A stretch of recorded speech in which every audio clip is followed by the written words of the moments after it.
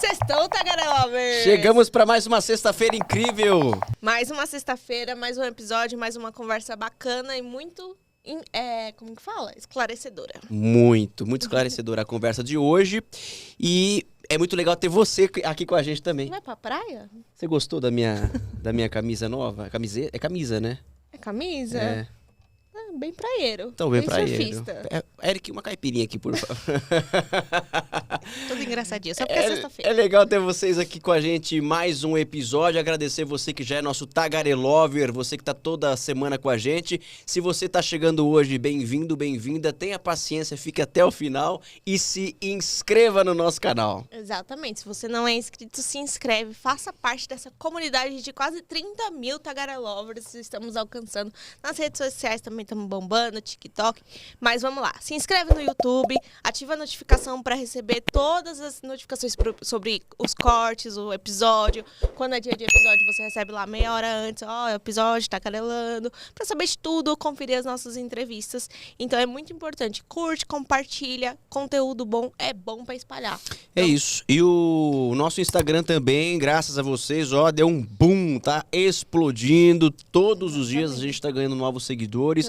E lá a gente coloca as chamadas para que você saiba quem são os nossos convidados, os cortes, enfim, @podtagarelando. Tanto no TikTok quanto no Instagram é o mesmo @. E também estamos nas plataformas de áudio, porque muita gente não gosta de assistir, eu não tenho paciência. Estamos lá também para você ouvir durante seu treino, sua faxina, com qualquer lugar onde você estiver, a gente está lá te perturbando.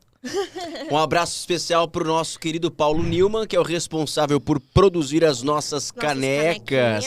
As nossas canecas personalizadas. A gente fala dele porque a gente gosta do trabalho, é por isso que a gente indica. Olha só o capricho do Paulo. Ele não só faz canecas, mas como qualquer brinde que você quiser, squeezes, chaveiros, tudo aquilo que você quiser personalizar é com o homem. Eu costumo dizer que caneca é sempre um bom presente, tá bom? Ah, te chamaram para o aniversário de última hora, manda fazer uma caneca. Eu tenho certeza que a pessoa vai gostar. Eu adoraria ganhar. Então você segue o Paulo Newman nas redes sociais, manda mensagem e também faça suas encomendas. Também o WhatsApp para fazer os pedidos e a nossa convidada também vai levar uma hoje, né? É isso aí. A gente gosta de presentear os nossos Tagaretops. Falando na nossa convidada, ela é muito especial e você vai adorar o papo. Então bora tagarelar? Bora lá.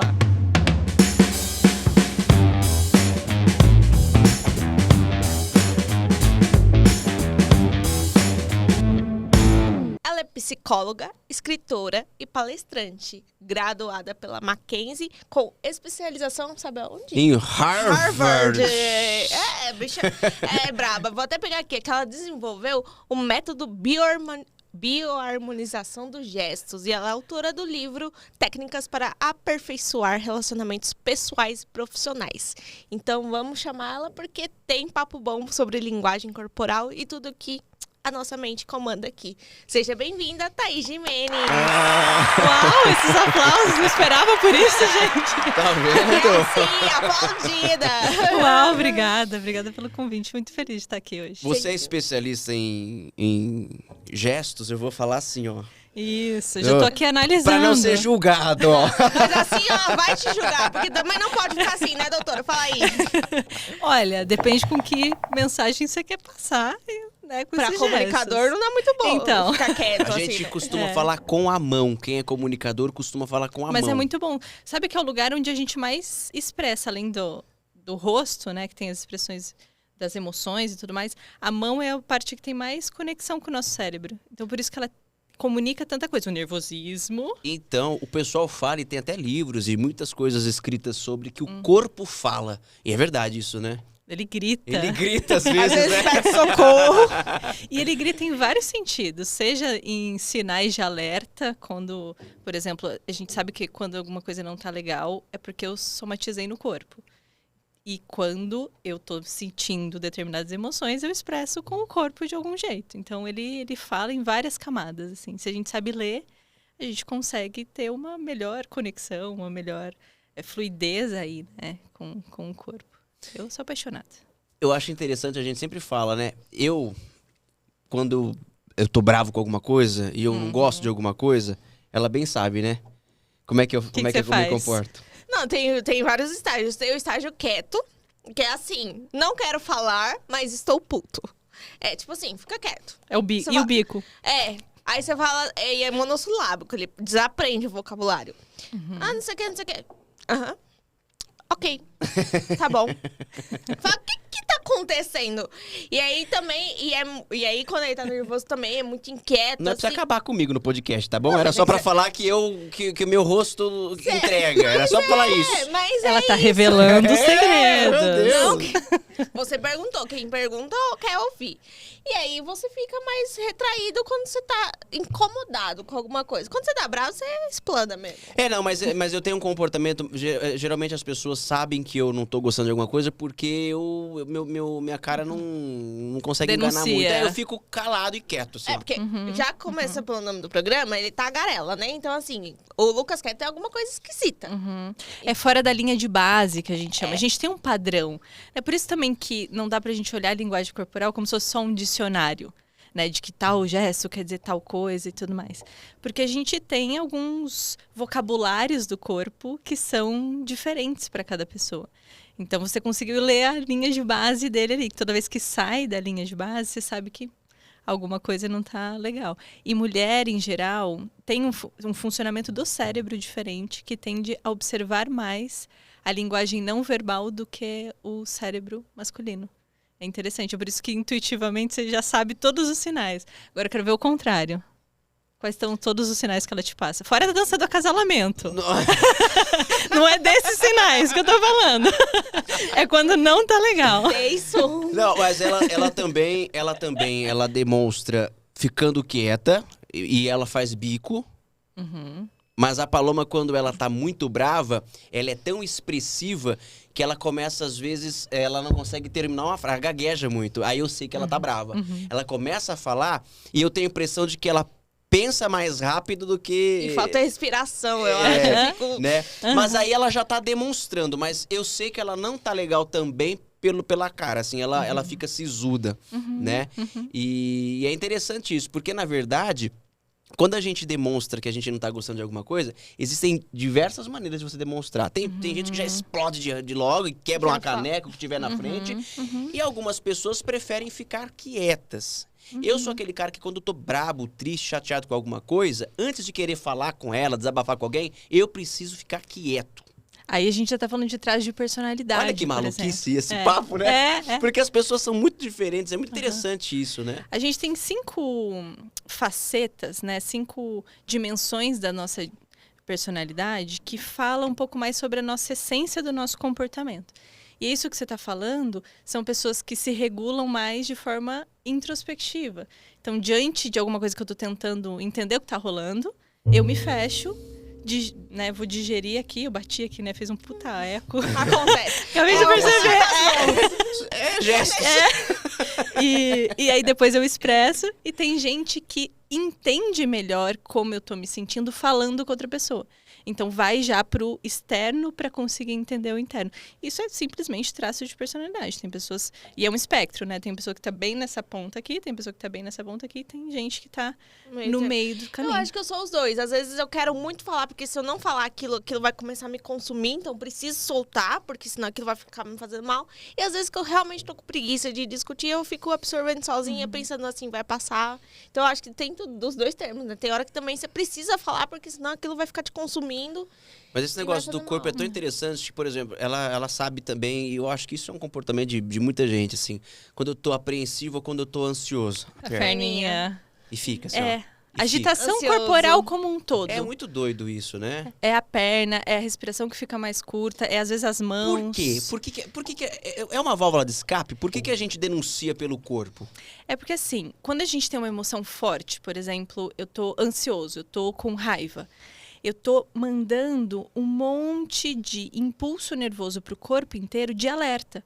Porque pode ser que eu tenha que fugir ou lutar.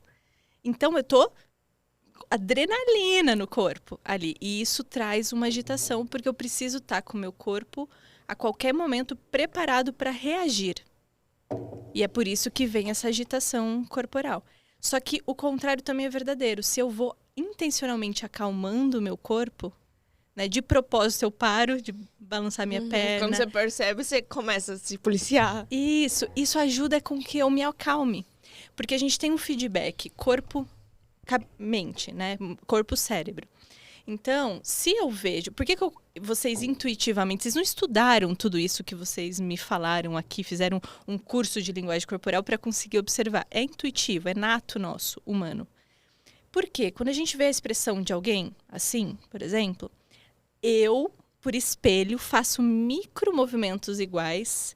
É essa informação que vai para o meu cérebro que eu consigo interpretar raiva. Porque é o mesmo movimento muscular que eu faço aqui.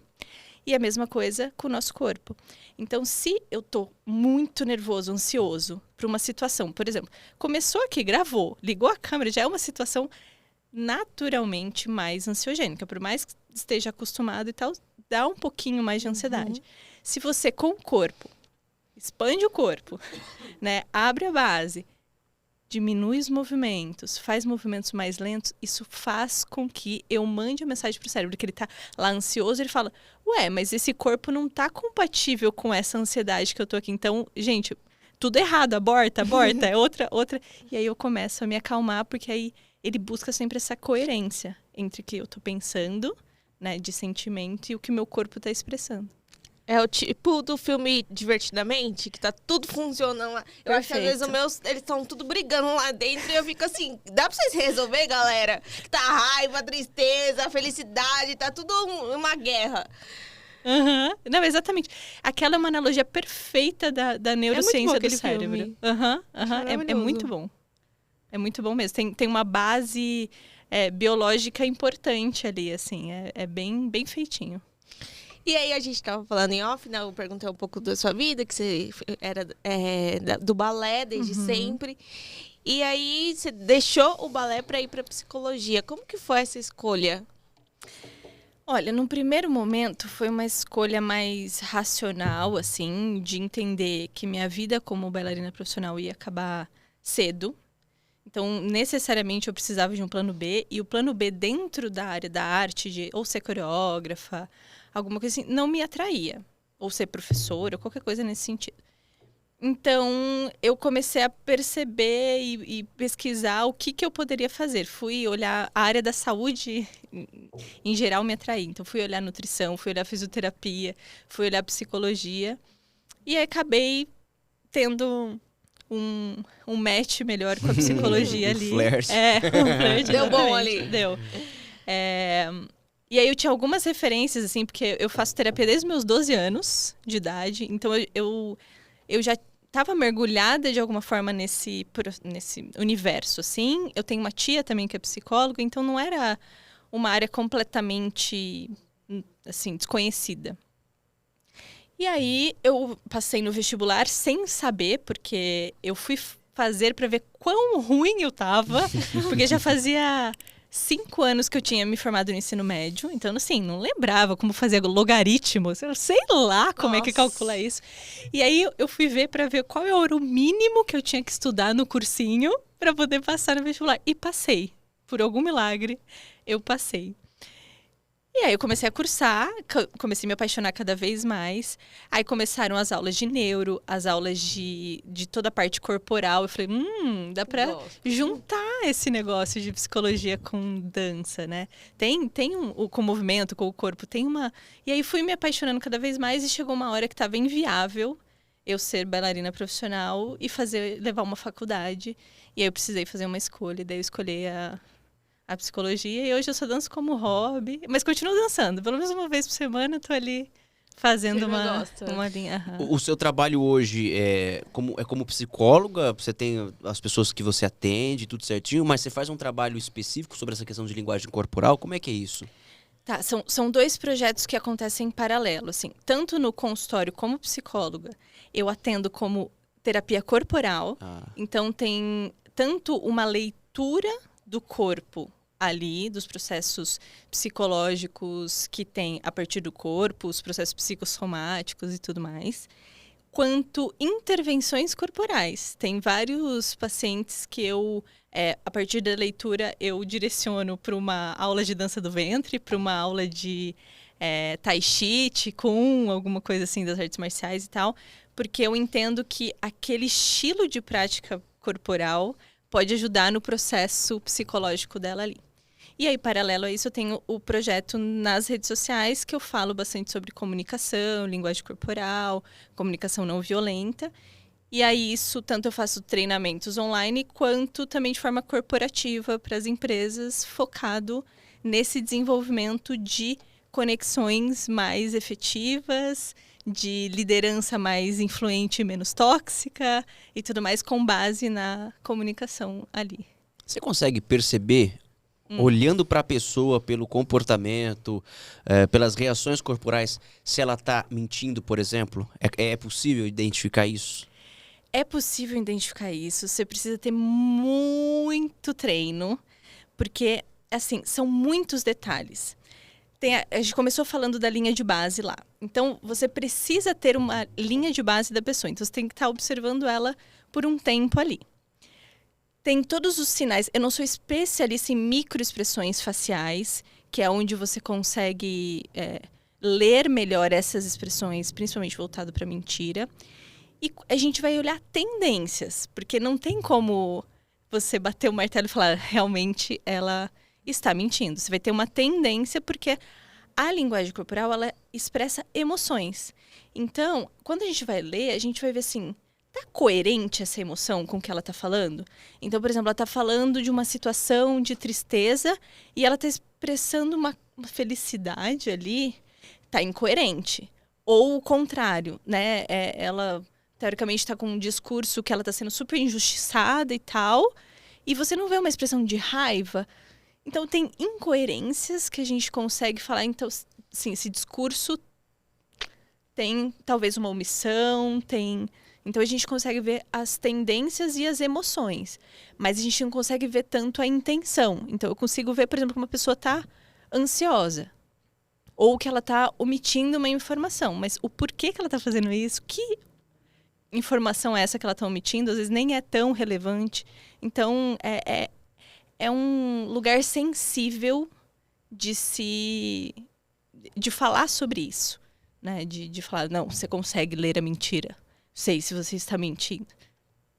Eu tenho certas ressalvas em relação a isso. Tem bastante canal no YouTube que trata disso, né? Alguns canais até bem famosos que colocam ali, sei lá, um discurso de um político, por exemplo. E analisam as microexpressões que você falou e ali vai apontando as incoerências do discurso com a fisionomia. Isso. E aí você vai tirando uma base.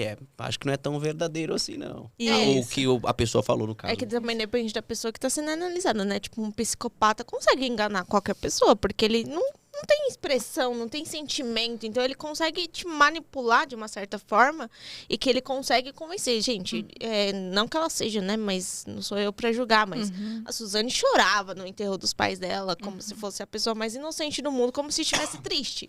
Naquele momento, muita gente acreditou. E não, era simplesmente uma farsa. Então, nesse caso, não tem nem como você conseguir identificar, porque a pessoa é uma atriz, praticamente, né? Tem canais muito sérios de pessoas falando de linguagem corporal. E aí tem uma questão de também como as pessoas traduzem de forma sensacionalista aquilo que a pessoa, de forma séria, tá falando das incoerências, tá falando da tendência. E aí as pessoas já batem o martelo. Fake Neri! Que também hoje em dia na internet todo mundo é especialista em tudo, né? Exato, exatamente. Tomar cuidado. Mas realmente tem casos, por exemplo, de psicopatia que tem uma desconexão do sentir mesmo, né? Não passa pelo processo, é o processo 100% racional.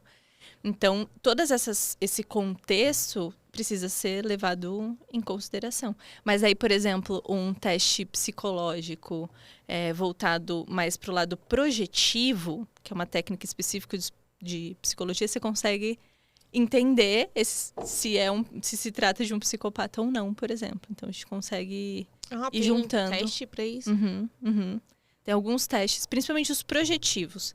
Porque os projetivos são aqueles que a gente coloca imagens abstratas e aí as pessoas dizem o que elas estão vendo ali. E assim, não tem como você enganar, porque você vai projetar o que você tem ali, de qualquer forma. Você não tem como falar sobre algo que não está estruturado, a não ser a partir das suas referências internas. Então, por isso a gente consegue ler. É claro que quanto mais as pessoas treinam, então você consegue... Quanto mais treinado um discurso, mais difícil de ler. Porque a pessoa já falou tantas vezes aquilo, ou às vezes ela acredita tanto naquilo. Tem gente que é igual a questão da mentira. Tem gente que mente tanto e tão bem que ela passa a acreditar na própria mentira, de tanto que ela repercute aquela mentira. A Paloma falou da Suzane Richthofen, eu acho que é interessante. Você deve se lembrar da cena dela chorando no velório dos pais, chorando, e até aquele momento é evidente que ela estava acima de qualquer suspeita. O que leva uma pessoa a conseguir fingir num grau tão elevado assim? Porque eu queria entender mais ou menos assim. Dentro dela, ela sabia que ela era a culpada. Mas a fisionomia dela estava passando ou tentando passar uma outra mensagem. Como é? Como que ela conciliou? Essa é a pergunta. É porque você não pode olhar com o seu olhar de pessoa com uma saúde mental e um funcionamento padrão, normal, tá? Quando a gente fala de um processo de psicopatia, não existe empatia ali. Então, se a gente descobre, por exemplo, cedo, como criança, a gente até consegue modular através do comportamento, né? Essa sensação de certo e errado e tudo mais, para a gente ter um mínimo de impacto negativo na sociedade a partir dessa pessoa. Mas ali, no caso dela, ela não teve essa formação. Então, pensa uma pessoa que não tem empatia e que sabe o que ela fez, sabe que é ilegal, sabe que papel é esperado dela ali como filha, passando por um luto. Então, ela simplesmente simula, assim como um ator que engana todo mundo que ele está sentindo aquilo naquele momento, que pela profissão dele é isso que ele tem que fazer. E, então, ali é exatamente o que ela estava fazendo, era um processo de atuação. Só que você fala, mas cara, como é possível uma filha fazer isso com os pais conseguirem atuar? É porque a gente tem empatia, a gente tem emoções, sentimentos. Então a gente não consegue nem conceber essa possibilidade, né? Porque é tão diferente da nosso processamento. Ela tem traços de psicopatia? Eu ia perguntar, é possível avaliá-la sem nunca ter visto? A gente poderia falar, tem traços, né? Porque, por exemplo, eu na minha posição como psicóloga, eu só consigo afirmar à medida que eu faço avaliação e tudo mais. Mas até onde eu sei, tem várias avaliações que ela passou das pessoas, tanto no processo quando ela estava presa, com esses testes projetivos e tudo mais, que avaliaram esses traços, sim. A Thaís falou, né, a psiquiatra do Champinha. Determinou que ele era por conta... quando a psiquiatra fala, e não tem... A gente trouxe uma repórter investigativa aqui, e a gente estava falando sobre o caso Champinha, e ela conversou com a psiquiatra do Champinha, e ela disse, a psiquiatra, que o Champinha, ele é um psicopata, e ele não tem condições, inclusive, de estar em sociedade. Então, olha que coisa, um negócio bem forte. Isso, você acha que é desde criança que a pessoa já apresenta? Ela nasce com isso? Nasce. Olha que Nasce, coisa, né? Nasce. Pesado, né? Pesado. Mas não é uma escolha. Não, ela nasce e aí tem, assim, a criação é muito... Você consegue direcionar para a pessoa ter um nível de convivência saudável na sociedade. Mas não é o que acontece na grande maioria. E vou te dizer, se a gente olhar para a política, se nós olharmos para a sociedade, já tem estatísticas que mostram que cerca de 35% que há 35% de psicopatas na nossa sociedade, mas eu, sinceramente, flerto com a ideia que tem mais, com base nenhuma, né, assim, científica falando, mas se você olha, gente, para a política, para o crime organizado, são coisas desumanas, e para você conseguir fazer isso, você não pode ter empatia e sentimento, senão você não dá conta de fazer aquilo. Os traços, eles são importantes, por isso que tem algumas crianças que, desde muito cedo, por exemplo, elas pegam o rabo do gato, puxa o gato, maltrata o animal e ela não sente incômodo remorso nisso, né? Isso talvez seja um traçozinho, porque é o que você disse, né? A pessoa que não tem um sentimento, por ela tá tudo certo, puxar o cachorro pelo rabo, a orelha do cachorro, uma coisa que parece simples de criança, mas não é, às vezes, não é? Não, exatamente. São traços, porque se a gente tem uma criança, por exemplo, que não apresenta um processo de culpa, é um indício fortíssimo. Porque culpa quer dizer que eu consigo sentir a dor do outro ou perceber, ter empatia por aquilo que aconteceu. E aí eu vou fazer algum processo de reparação, seja de pedir desculpa, e aí vem o remorso que a gente falou. Então, se não tem esse processo de culpa, é um indício fortíssimo.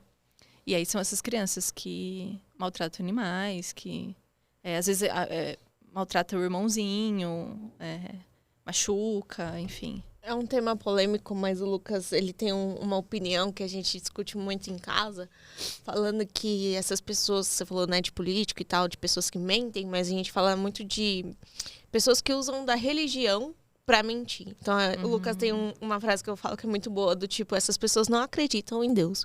Porque se elas acreditassem em Deus, elas saberiam que ia vir a consequência um dia disso que você tá mentindo. Então, assim, independente, pastores, líderes espirituais, qualquer sentido que mente usando a fé das pessoas. Isso também pode lidar com um traço de psicopatia, mesmo a pessoa usando o nome de Deus? É que a gente tem vários transtornos de personalidade que podem apresentar determinados comportamentos mais egoístas, menos altruístas, e não necessariamente a psicopatia. Tá? Quando a gente está falando da psicopatia, a gente está falando de um processo 100% racional, onde não envolve empatia e emoção. Mas, às vezes, a gente tem um traço, por exemplo, narcisista, que é um processo mais autocentrado. Então, às vezes, o comportamento aparece da mesma forma, mas não necessariamente é a mesma causa, tá? Em determinadas situações. Então, por exemplo, tem alguns líderes religiosos que podem ter mais outros traços, não necessariamente de psicopatia.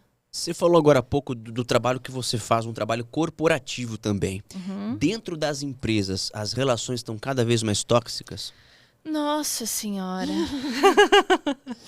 É sofrido, vou dizer, é sofrido. Não é à toa que está aumentando cada vez mais todas as doenças mentais, né, de ansiedade, depressão, burnout. Se fala muito nisso Que hoje. entrou até como uma lista entrou naquela lista da OMS. Da OMS como doença de trabalho. Exato, exatamente.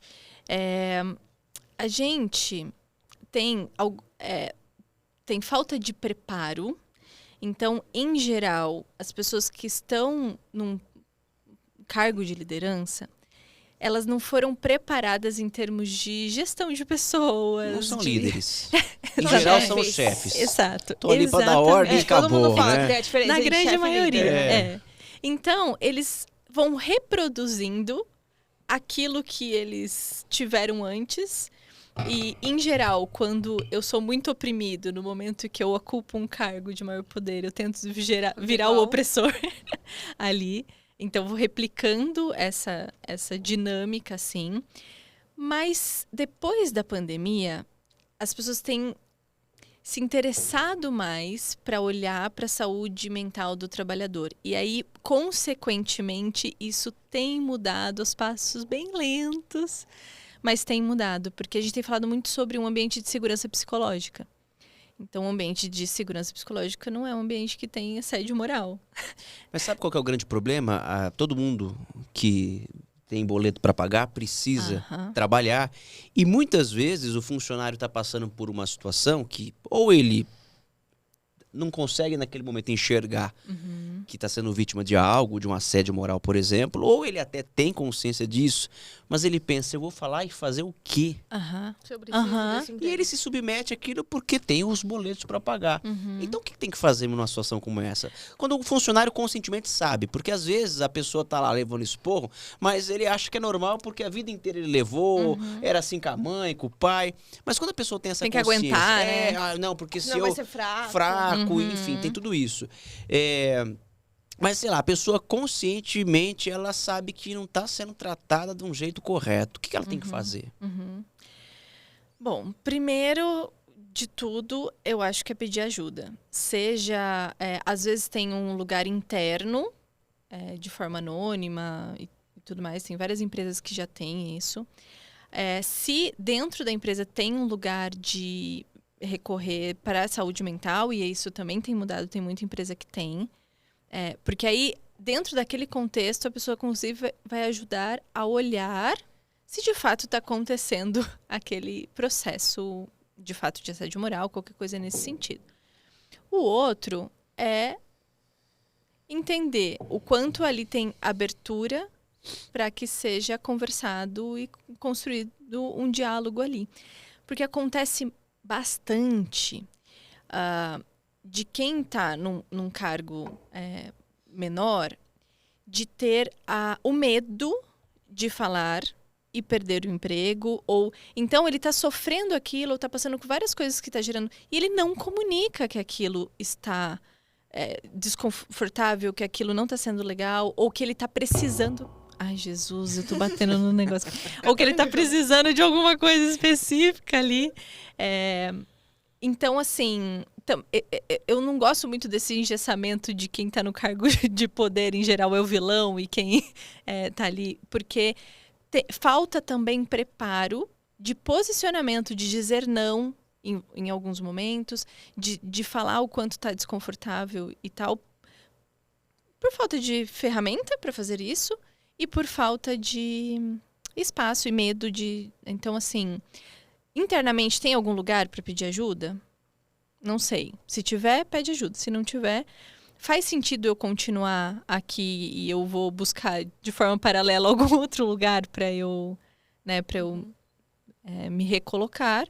E o diálogo transparente, e aí vem a comunicação não violenta, ajuda muito nisso. Porque ela ajuda a construir um lugar onde eu consigo falar como eu estou me sentindo, as minhas necessidades, sem julgamento, sem culpar e responsabilizar o outro pelo que eu estou sentindo. Porque se eu chego e falo assim, porque você está deixando o meu trabalho difícil... A outra pessoa ela já vai ouvir com resistência. Ela já vai ouvir armada. Já é uma acusação, né? Já é uma acusação. Agora, se eu falo assim, olha, quando você me manda mensagem depois do meu horário de trabalho, isso me deixa ansioso. Porque eu fico na tensão de ter que te responder. E aí vem a construção do diálogo assim. Então, essa sua ação faz com que eu me sinta assim. Só que a responsabilidade do que eu tô sentindo é minha. Porque até nesse momento a gente não tem uma ameaça, né? A não ser que tenha uma ameaça do tipo, você não respondeu, e se você não me responder, tem essa cultura.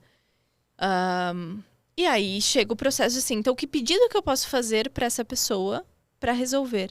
Porque um processo de burnout, um processo de assédio moral, ele é feito de micro comportamentos. Que vai acumulando. Que vai acumulando. Então, a comunicação de cada um desses comportamentos também fazem a outra pessoa ter consciência. E aí, se a partir dessa comunicação não tem uma mudança, aí não tem abertura, não faz sentido, né? Que nem você ter um relacionamento afetivo e alguma coisa que te faz mal e você comunica para outra pessoa, a pessoa continua fazendo, você fala, o que faz sentido eu continuar nessa relação? Né? No trabalho eu penso da mesma forma, assim. Você acha que hoje em dia é porque o tema está sendo mais falado? As pessoas... Tem gente até que fala assim, agora a geração Nutella, tal, não sei o quê.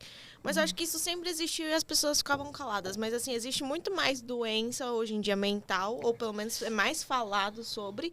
E aí parece que a nossa geração é mais fraca porque tudo sente. E aí todo mundo... E aí os mais velhos às vezes se defendem. No meu tempo não tinha isso. Isso sempre existiu e as pessoas não falavam? Ou realmente agora... a gente está sentindo mais? Como que você vê esse cenário? Tem algumas coisas que acontecem ao mesmo tempo. Então, quanto mais desafio a gente tem na nossa formação, na nossa criação, mais recurso de suportar situações difíceis a gente tem. Então, com algumas facilidades que a gente encontrou Desde o tipo, eu não preciso mais andar um monte para chegar até o lugar. Eu posso pedir no aplicativo, a comida tá aqui, não preciso nem fazer. Então, desafio nesse sentido, desafio saudável, né? Tô querendo dizer. Porque, porra, é um saco você ter que ir lá fazer compra, picar cada uma das coisas, cozinhar, limpar, que eu não tenho. Lavar. Então, assim, desgasta. Né? Então, a nossa vida foi sendo facilitada. Então, esses desafios que seriam naturais, que seriam saudáveis, foram diminuindo e a gente não foi substituindo ele por outras coisas. O nosso corpo, ele é preparado, ele é feito para o desafio. Então, imagina o homem que tinha que caçar lá. Então, assim, era muito desafio. Ele tinha que suportar um esforço por muito tempo para conseguir uma recompensa. Hoje em dia, é assim. Muito mais fácil. Seja pela própria alimentação, que ficou cada vez mais com mais gordura, com mais açúcar e tudo mais, e isso dá um pico de recompensa. Seja as redes sociais, que eu não preciso suportar muito tempo uma coisa ali que nem um livro. Nossa, eu tenho que suportar muitas horas ali lendo para chegar no final da história e ter aquela recompensa de... Né? Muito mais imediato aqui. Muito mais. Ali em 1 minuto, o algoritmo já te entendeu, então ele também vai te mandar só informações que te interessam. Então a gente também foi atrofiando essa capacidade de suportar o desafio e o esforço por mais tempo para conseguir uma recompensa. Então, por um ponto de vista, sim, a gente foi... ficando mais mole, entre aspas, assim, né? Cada geração vai tendo mais facilidades que faz com que... a questão é que isso dá uma oportunidade da gente poder expressar o nosso lado criativo, desenvolver outras coisas, porque as coisas mecânicas ali, não preciso gastar a minha energia nisso. Mas não é muito o que está acontecendo. Se fosse esse o processo, nossa, perfeito. Ia ser cada vez uma geração mais inteligente, mais desenvolvida do que a outra. Ao mesmo tempo, a gente tem um processo, e aí a gente vê isso no corpo. Percebe o quanto mais jovem, mais espontaneidade e movimento uma pessoa tem. Vê uma criança, gente. Uma criança, ela não é toda... Né? Mesmo se ela está comportada, ela tem uma vivacidade, uma espontaneidade, né? E tudo mais. Isso acompanha a mente também. Então, a gente vê em outras gerações uma rigidez, uma repressão pelas emoções, de segurar e ter que suportar essa emoção, porque não tinha espaço, porque tinha que ser forte o tempo todo e tal.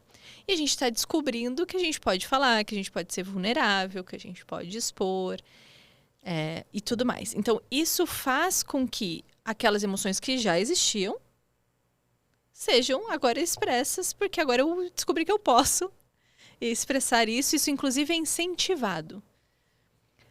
Mas até então, a gente olha que isso deveria ser mais saudável do que você ficar segurando.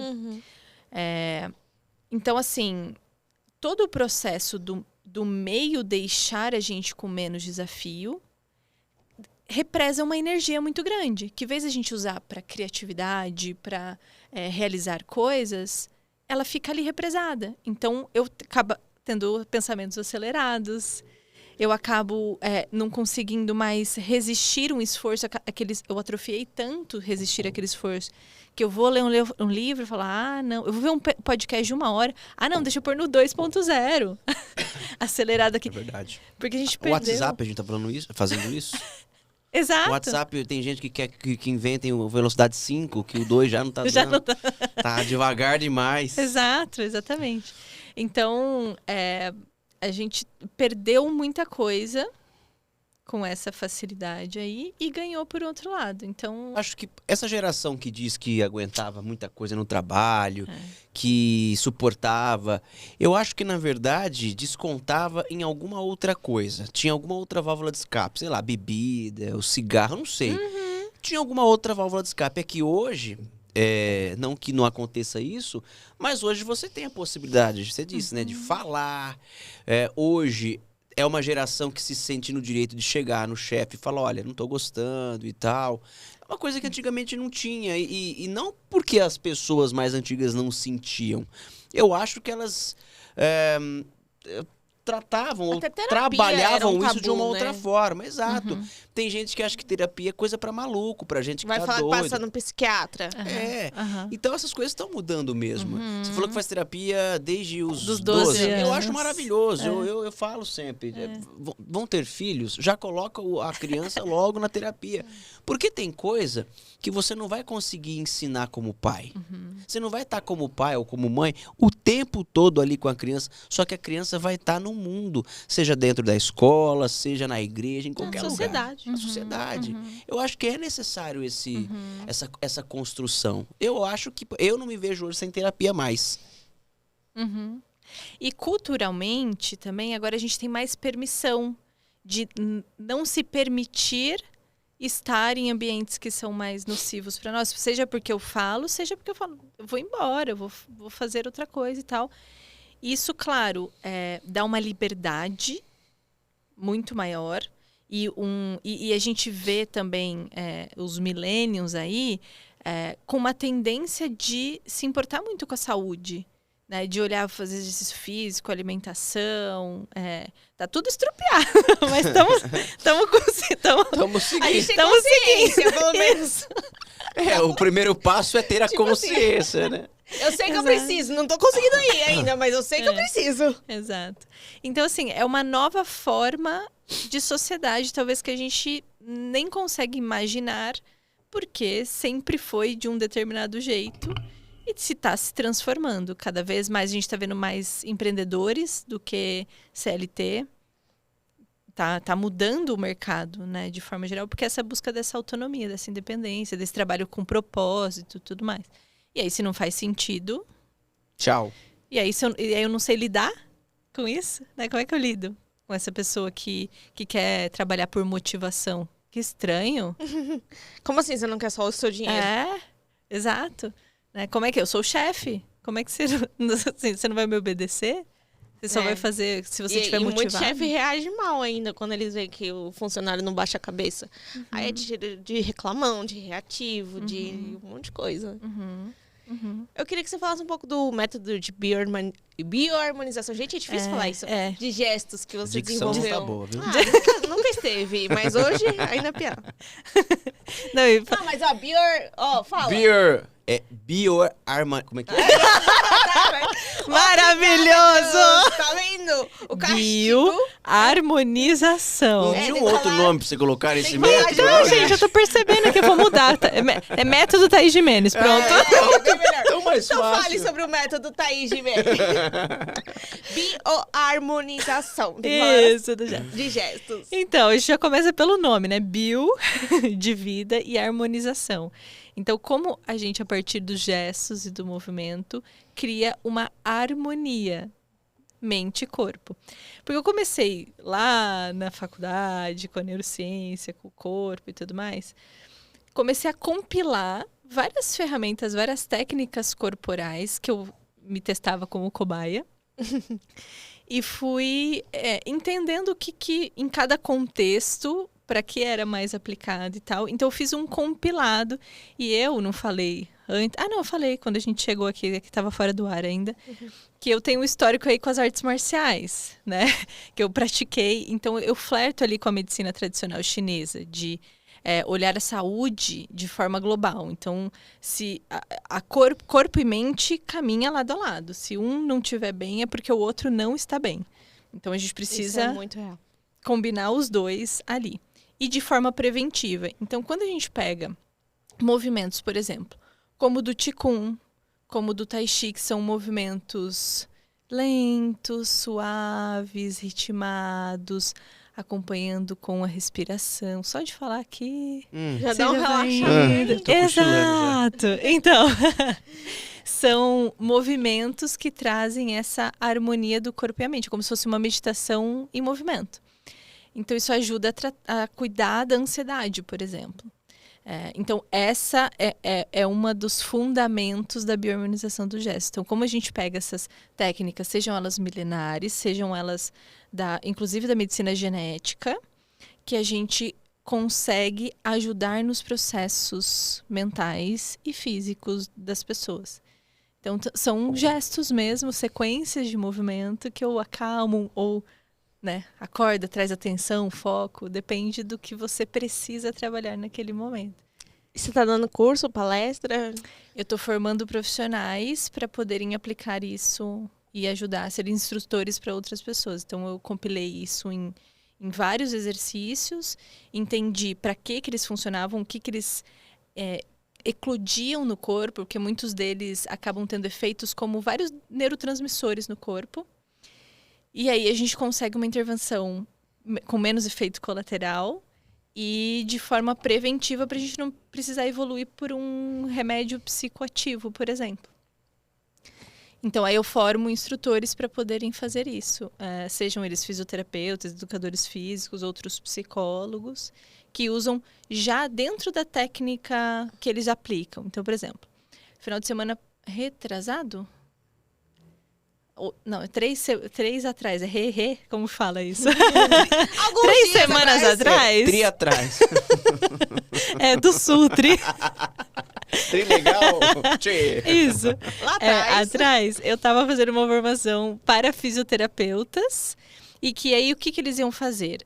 5 minutos antes e 5 minutos depois de cada sessão com o paciente ali, de acordo com o que ele precisava, ele ia aplicar alguns exercícios de bioharmonização dos gestos, para que eles entrassem ou com um estado mais presente para poder fazer aquilo. E a gente começou a perceber o quanto isso diminui a percepção de dor dos pacientes com dor crônica.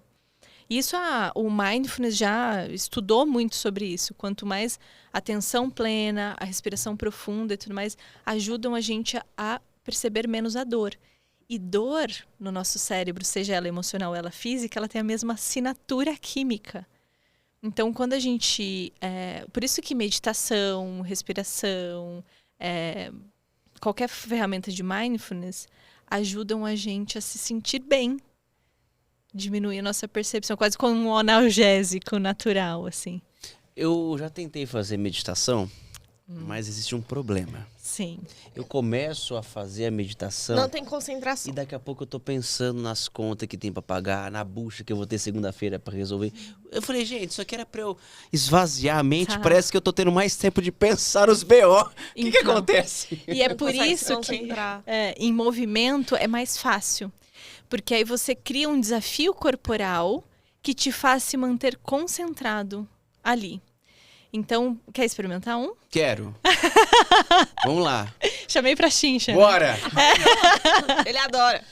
Vai. Então, ó, a gente vai fazer assim. Nós vamos inspirar subindo os braços aqui.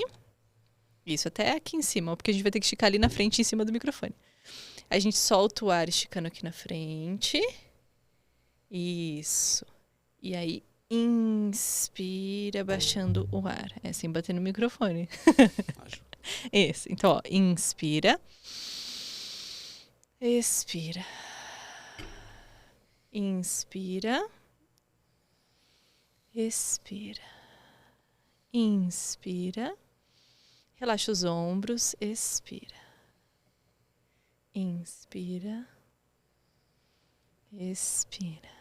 Agora um pouco mais lento. Inspira. Expira. Inspira. Expira. E aí? Tá mais relaxadinho? Não, tô brincando, mas é verdade. Porque quando a gente faz isso em movimento, e é por isso que o Tai Chi, o Qigong, essas práticas que você vê os senhorzinhos no parque fazendo. Não é por um acaso. Não é por um acaso. Você viu? Porque é bonitinho. Isso! Fica no meio do parque. Porque é uma meditação em movimento. Porque aí você coloca um desafio no Acho corpo. que é mais fácil mesmo. Você não fica ali pensando, tenho que prestar atenção Tem que na me minha concentrar, respiração. tem que me concentrar. Você concentra assim, tem que fazer esse movimento. Então você fica naturalmente presente. E se você vai entrando nisso, você começa a entrar num transe mesmo. Né? Fazendo, porque você está ali com uma atividade que te traz 100% para o momento presente. Porque é isso a meditação, né? Que aí você entra numa outra frequência cerebral que ajuda a ficar em silêncio a mente. É porque a mente da gente anda muito acelerada. É o divertidamente, gente. Muita Todo coisa mundo para briga poder lá dentro. pensar. Então é isso. É muita coisa para poder pensar, para resolver. Você deita para dormir, você vai... Nossa. Até você relaxar, não. Você começa a vir um aí você vai fazer no raio-x outro do teu dia, dia, o e que aí você vai o que fazer você tem que fazer no amanhã. outro dia. Gente, eu sou muito difícil na hora que eu vou deitar. Quando eu tô muito cansada, óbvio, né? Vai que vai. Mas às vezes, quando eu tô sem sono, começa a pensar... Gente, aquilo E você vai ali... ficando mais sem sono. E aí vai durar. Você vai se ligando e ao aí invés de começa a desligar. dar agonia, é só assim, eu não consigo dormir, não consigo parar de pensar. Pelo amor de Deus, desliga. É difícil. Aí tem 2 respirações que ajudam muito aí. Então bora ensinar. Bora ensinar. Porque elas vão ativar o sistema parasimpático. Porque o simpático, que não tem nada de simpático, é aquele que deixa a gente alerta, essa cabeça tá. Quando a gente ativa o parasimpático, ele faz o simpático abaixar, que é assim. Gente, é que eu tenho que descruzar a perna e sentar bonitinho. Pra gente conseguir expandir o pulmão. Então, se você tá deitado, você já tá na postura que você consegue expandir o pulmão. Aí, se eu tô sentada assim, ó, onde que eu consigo expandir o pulmão aqui? Não dá, né? Tem que... Só que eu sou pequena, então meus pezinhos estão assim. Pena que não dá pra mostrar, Mas tudo bem. Então, a gente inspira, vai encher bem o pulmão. E quando terminar de encher, a gente dá mais uma enchidinha, assim, ó. E aí solta. Então, inspira. Atenção, você que tem insônia. Isso, agora tenta encher menos aqui em cima e mais o abdômen.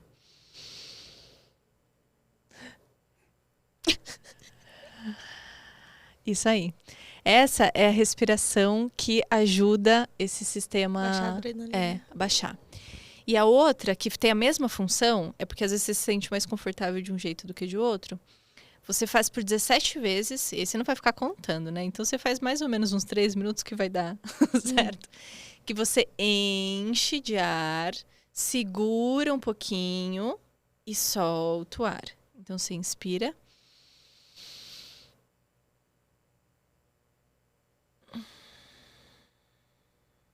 E solta. E aí você começa de novo, segura e solta. Esses 2 fazem com que o sistema simpático É muito diminua. doido prestar atenção na respiração, né? Porque a gente faz tão automático que a gente não percebe o que é esse movimento do... E muito doido que o corpo humano é uma máquina, né? Tem uma área do conhecimento que chama biohacking, que é você hackear a biologia do seu corpo com esses tipo de coisa que já é natural do corpo, como a respiração e tudo mais. É muito perfeito. doido, né? É muito doido. A gente já tá no finzinho do papo, mas eu queria só que você falasse... Passa muito rápido, né? Mas eu só queria que você falasse que ainda é sobre gestos do corpo. Do corpo? Que eu ia falar dos corpos. Da bioorganização. Tá vendo, né? É que tem um vídeo seu que eu gosto muito de acompanhar esses vídeos e são curtinhos, mas eu queria que você fizesse aqui com a gente também de gestos que podem passar uma imagem errada da pessoa. Então, assim, eu quero me comunicar e aí eu fico retraidinha, assim. Quais são os gestos que são errados e o que eu posso fazer? Tá. É importante entender que a gente, independente da minha intenção, eu passo uma imagem com o meu corpo. E o cérebro, em 5 segundos, ele já faz um julgamento. Se o que tá rolando aí, né? Se eu posso confiar, se eu não posso confiar, se tá tudo bem, se não tá tudo bem, se essa pessoa tem credibilidade ou não. Então, não tem a ver com a nossa intenção, tá? Isso é bem importante a gente falar, porque às vezes, por exemplo, um dos gestos que não são muito legais são quando nós escondemos as nossas mãos. Porque na nossa evolução, quando a gente esconde as mãos, é porque a gente tá tentando esconder alguma emoção. Porque lembra?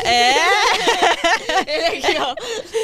Sobre o que mesmo? Exato. Então, eu vou numa entrevista de emprego, eu tô num lugar que eu tô com a mão assim, às vezes eu só tô relaxado, assim, não tô intencionalmente querendo omitir alguma coisa. Mas... É a impressão que já dá. É aquele print inconsciente, que às vezes a pessoa fala assim, o papo foi muito legal, mas... sabe, sem graça, ou mas acho que eu vou contratar outra pessoa. Ou, não me passou muito confiança. Eu não sei dizer o porquê. Simplesmente são essas sutilezas. Então, esconder as mãos em todos os sentidos. Seja, né, aqui, ou quando a gente fica em pé, assim, com a mão para trás, que, em geral, Nossa, é uma postura muito usada por militar e tal, que tem também essa imagem de autoridade e tal. Mas se eu quero comunicar abertura, conexão, transparência... Eu quero mostrar as minhas mãos, de preferência as palmas das mãos. São. Eu vou chegar assim nos lugares agora.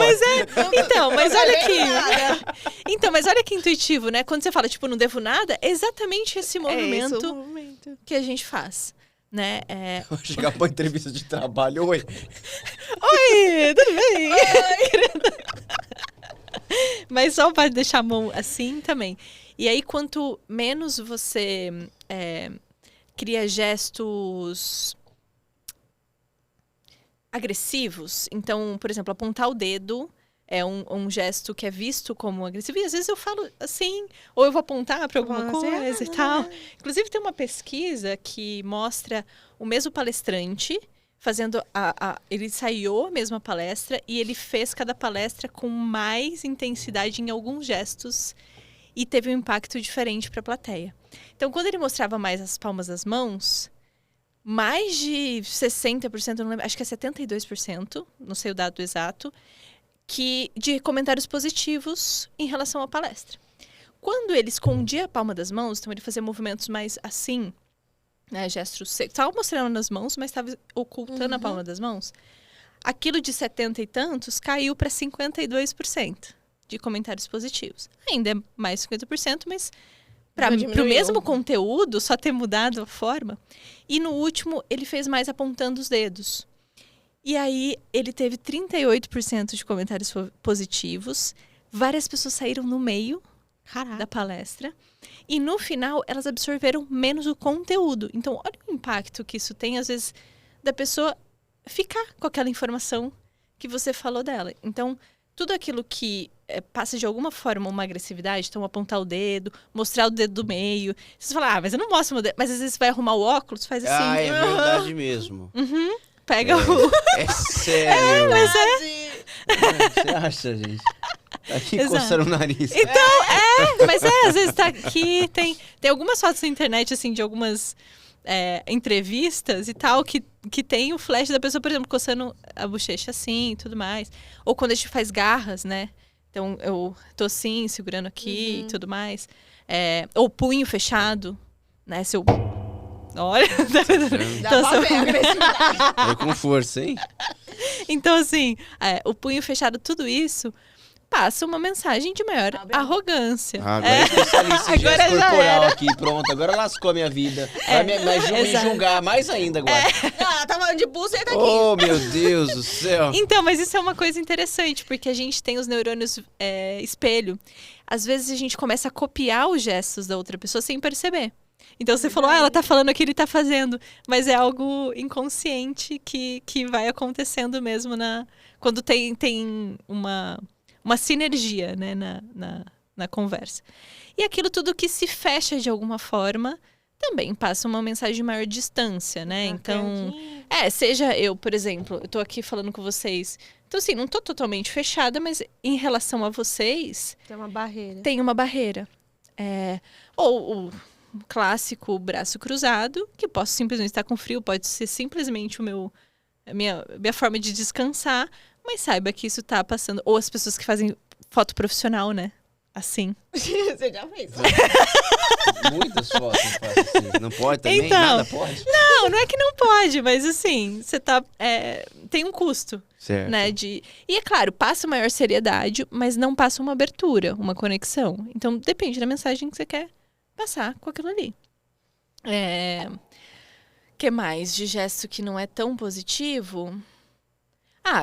O próprio fechar aqui também, né? Quando a gente fica mais corcunda aqui, se afundando na cadeira. Exato. Porque eu passo menos credibilidade.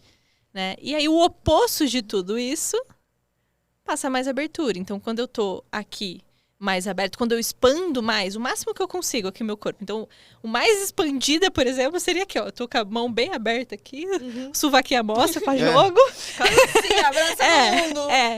Eu passo muita confiança, porque quando... isso, inclusive, tá assim, na natureza. Se você se encontrar com um urso, com um puma... Aqui no Brasil você vai encontrar pra caramba, né? Nossa. Mas com... com onça. Quanto mais você expandir o seu corpo, mais chances de sobreviver você tem. Então, se você tem uma blusa, alguma coisa, pega o casaco, põe aqui em cima, ó, que vai parecer que você é maior ainda. Porque no nosso inconsciente, inclusive animal, quanto maior, mais poder essa pessoa tem. Então, mais confiança, mais credibilidade. Então, se eu me expando aqui, eu tô, parecendo que eu sou 3 vezes maior no meu tamanho. Tudo. Exatamente. Então, isso quando eu tô em pé também, então se eu abro mais, né, as pernas, gesticulo mais aqui e tal, eu passo mais essa confiança, credibilidade de alguma forma ali, né? O que mais? Se eu mostro mais as mãos, se eu olho para as pessoas, né? Do que eu fico só conversando, olhando, né? Porque desinteressa. Acho que os mais genéricos, assim, são E quando o pessoal que dirige podcast faz assim? Eu não conheço esse. Acho melhor. Eu só conheço. Não compreendo. Esse é o nosso. Assim, esse assim. O pessoal fazendo assim quer dizer o quê? Eu acho que é a sererê. Muito bom. Muito bom. Muito obrigado por ter vindo, por ter aceitado o nosso convite. Foi bom demais o papo, né? Nossa, eu que agradeço. Daria pra falar mais um monte de coisa. Verdade. A gente sempre fica devendo parte 2 pros nossos convidados, então sinta-se convocada já. A parte 2. Obrigada. Nossa, eu fiz sem querer. E agora, graças a você, só vão dar assim na rua. Beleza, tá combinado. Bate aqui. Bom, vocês ficaram com gostinho de quero mais, tem um Instagram dela, ela sempre tá postando conteúdo, né, Thaís? Falando sobre esses vídeos, sobre comportamento, sobre o que falar, o que fazer. Todo mundo acho que precisa um pouco mais de comunicação. Comunicação tá no nosso dia a dia, na nossa mente. Você sempre precisa se comunicar. Então tá lá, @euthaísjimenez. Isso, né? Isso mesmo. E continue seguindo ela.